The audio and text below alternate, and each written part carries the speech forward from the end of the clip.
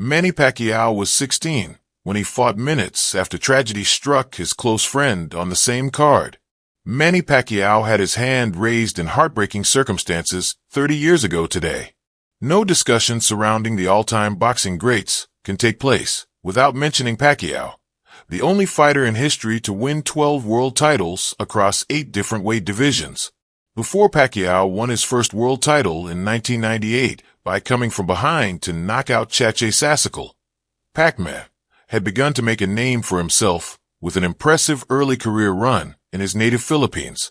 And the future all-time great was not rising in the sport alone. He had his best friend Eugene Baratag by his side through 9 professional fights, but tragedy struck when they shared a card in Manila 3 decades ago. Manny Pacquiao won his 10th professional fight moments after his friend's tragic death in the ring. Pacquiao's 10th professional fight came on this day, December 9th, in 1995. That date in the Filipino's career stands out because of the tragic circumstances surrounding his win.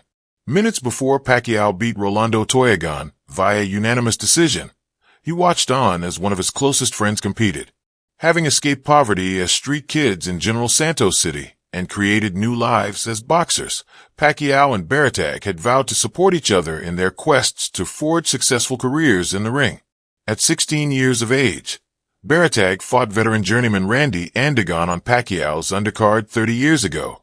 He was winning the bout, but began to slow and eventually collapsed in his corner after multiple blows to the head. At the time, there were no paramedics on standby in case of such an emergency.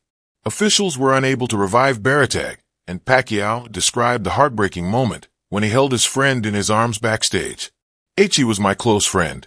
I feel so bad," Pacquiao said, H/T the Courier Mail. "I was saying to him, 'Come on, you can make it.' But his eyes looked straight ahead and he was not breathing anymore." Following that horrific personal loss at the age of 16, Pacquiao continued fighting in Baratag's honor. "Even though my friend died, I promised him that I would continue our dream and become a champion to honor him. I want to encourage people to fight on no matter what their circumstances in life."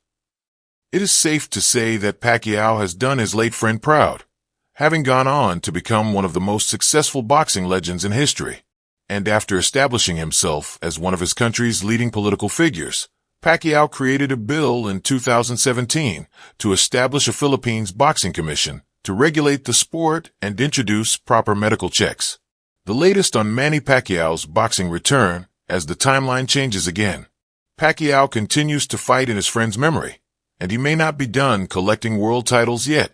The Filipino legend narrowly fell short of the WBC welterweight title in his comeback this year, as he returned to the ring for the first time since 2021 to challenge Mario Barrios.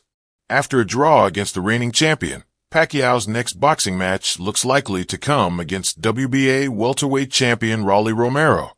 While Pac-Man was originally targeting January 24th, the latest update from promoter Sean Gibbons has named March as the current hope. "There's discussions for March," Sean Gibbons told Fight Hype. Raleigh asked the WBA for an exception, so there's ongoing conversations for that fight. That's at welterweight. Manny would love to better his record that he made at 40 years old, beating Keith Thurman to be the oldest welterweight champion. He added, "So, if we could fight Raleigh, that would be great."